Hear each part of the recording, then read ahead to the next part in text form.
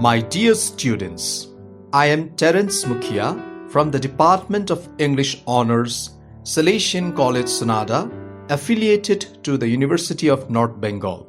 Today, I am going to deliver a short lecture on a comparative study of Cenwulf and CAEDMON as religious poets.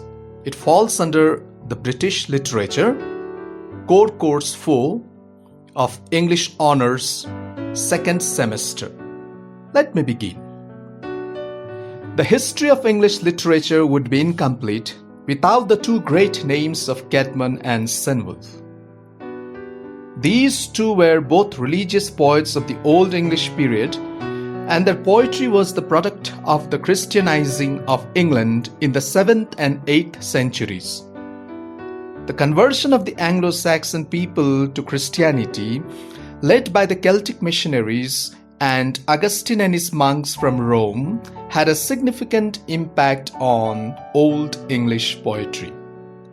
As the non-Christian and pre-Christian poetry of the Anglo-Saxon period received some Christian touches, in fact, Anglo-Saxon poetry received a deep touch from this conversion of the English people.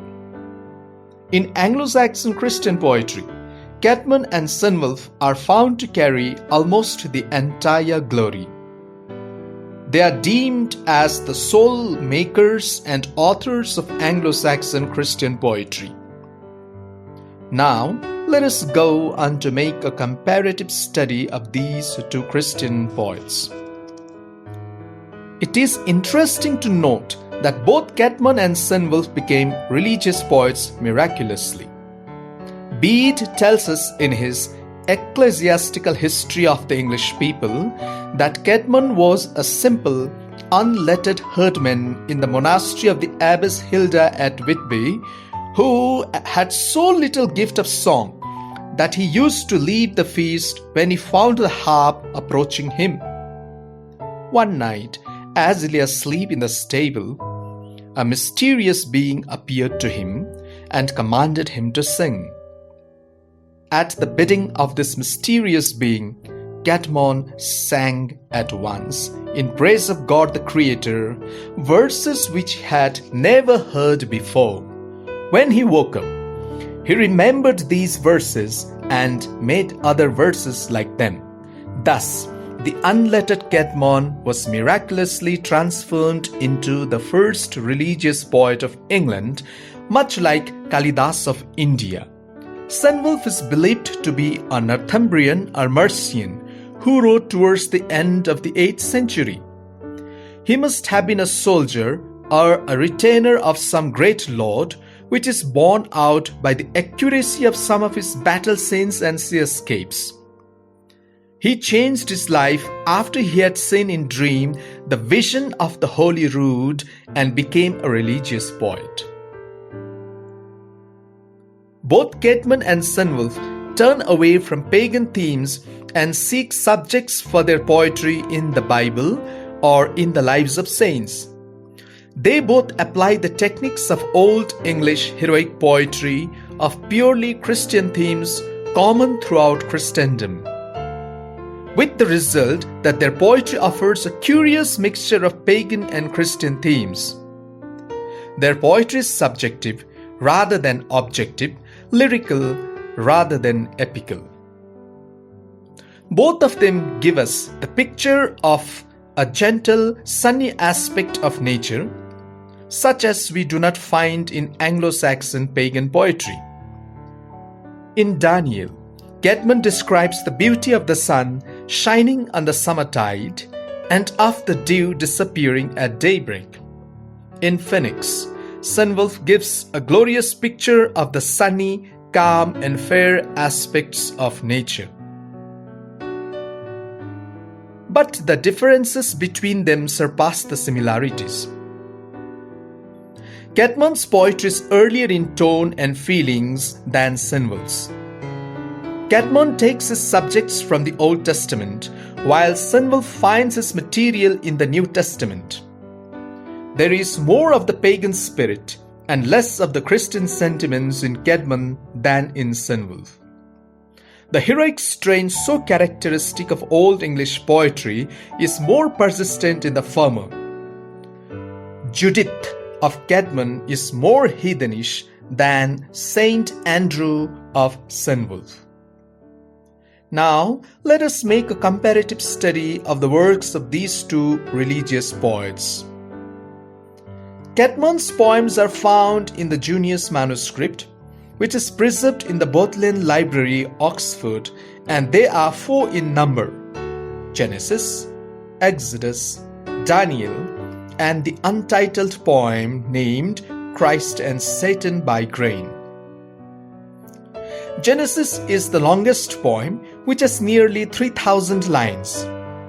Here he begins by singing the praises of the Creator and giving brief account of Satan's rebellion against God, the expulsion of Satan and his followers from heaven, and God's decision to establish again the glorious creation. Relates the Bible story from the creation to the sacrifice of Isaac by Abraham. The text is not totally faithful to the original, since there is a striking interpolation of more than 600 lines, lines 235 to 851, which is called Genesis B. The Satan's character, especially in Genesis B, resembles the Satan of Milton's Paradise Lost. Daniel is a paraphrase of the first 5 chapters of the biblical book of Daniel. The poet uses his material for homiletic purposes and tries to inculcate such Christian virtues as the duty of humility and obedience to God's will.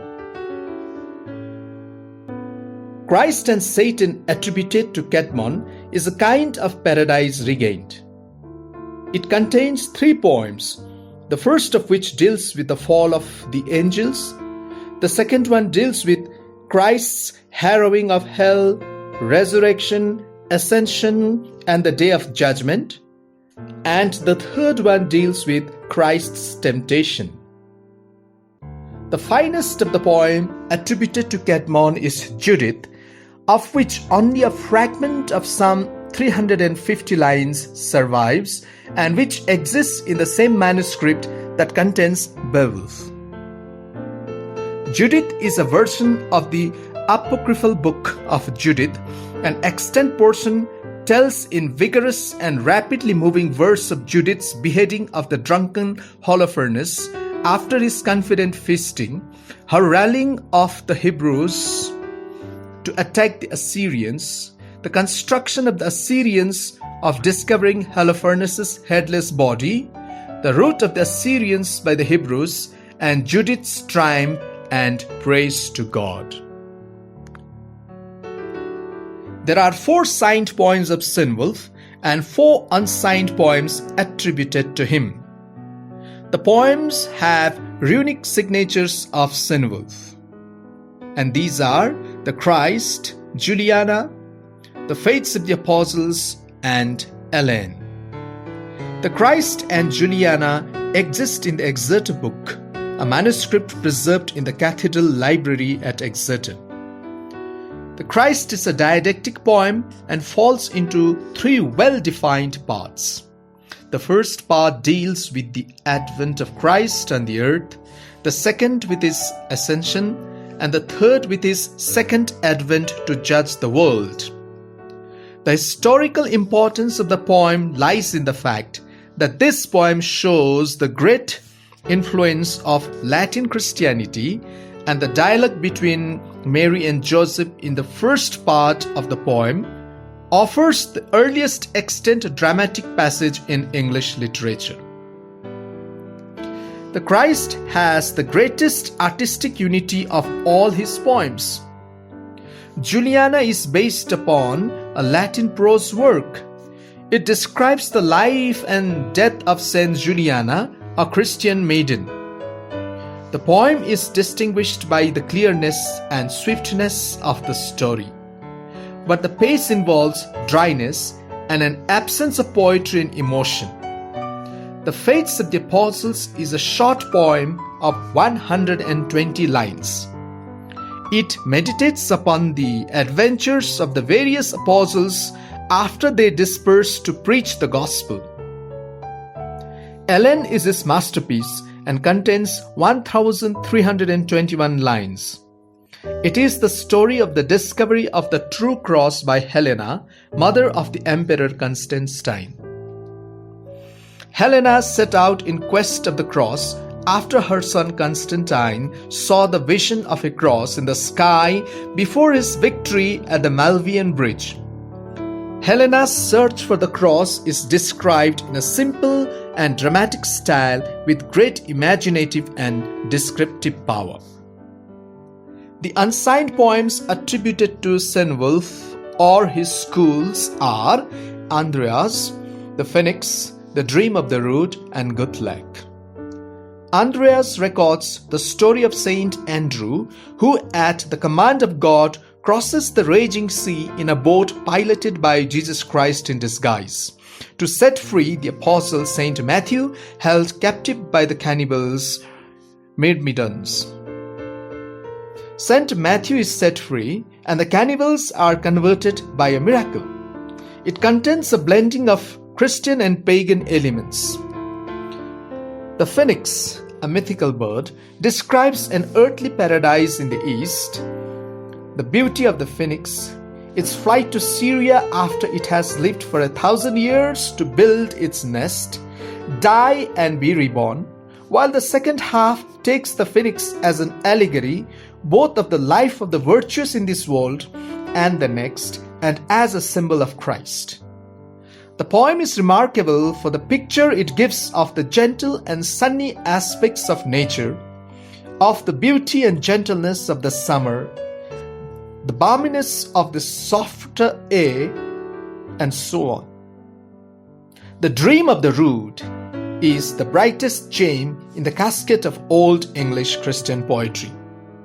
The poem describes the dream in which the poet sees the cross decked with gems and jewels. But as he watches, the cross begins to stream with blood and tells the story of Christ's crucifixion, descent from the cross, and his resurrection. The historical importance is that this poem is the first type of dream poem in the English literature. Guthlac, a poem of 1,370 lines, deals with the life and death of the Mercian saint Guthlac. The poem falls into two parts. The first part was composed during the lifetime of the saint, and the second part is based upon the Latin Vita by Felix. Cenwulf is a greater poet than CAEDMON. He is more imaginative of the two. The wondrous light that shines over Guthlac's hut before he dies irresistibly recalls the warring lights in the sky familiar to every northerner, and when we read that at the saint's entry into the heavens mansions, the whole land of England trembled with rapture, we feel that we are in the presence of the poet who does not lack the imaginative power of a high order. So says M.B. Smith. The romantic elements are more prominent in Cenwulf.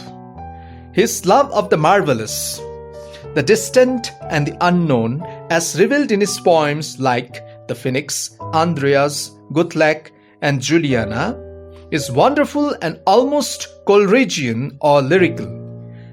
Ellen is a great personal document, revealing as it does the mind of the poet to whom the cross became salvation. In the Christ, Cenwulf is as original as Milton and voices in eloquent language a personal vision of life. He outdoes CAEDMON in the intensity of feeling, brilliance of conception, and certainty of execution. His poetry is the work of a real artist and the poet. In the opinion of G. Sampson, open quote, his work represents an advance in culture upon the more primitive CAEDMONian poems. Much of it shows acquaintance with Latin originals and seems to exhibit a more conscious effort to attain artistic form. Unquote. But CAEDMON's poetry is more dramatic and gives more genuine human characterization than Cynewulf. As Sir I. Evans Writer remarks, nothing in Anglo-Saxon poetry approaches Judith in its dramatic quality or in the sense it gives of genuine human characterization. Let me conclude. Anglo-Saxon religious poetry of CAEDMON and Cynewulf represents a new poetic movement in the history of English literature. Both of them were great poets. They share certain things in common, but there are remarkable differences which set them apart. CAEDMON wrote in a style that was simple, straightforward, and definitely easily convincing, but Cynewulf was a poetic artist, and his poetry was rich in artistic graces. In variety, profundity, and sonority, Cynewulfian poetry is definitely superior to CAEDMONian. He is more imaginative than CAEDMON. However, both the poets indicate the range of the Christian influence on the English literature. This influence is not superficial, but deep, and the works are far from artificial, but genuine and inspiring. The literary worlds of these two religious poets have not taken a total break from the preceding pagan heroic poetry. They seem to have been influenced by both, but their originality and innovative styles cannot be denied. I hope you enjoyed listening to this lecture. Thank you very much.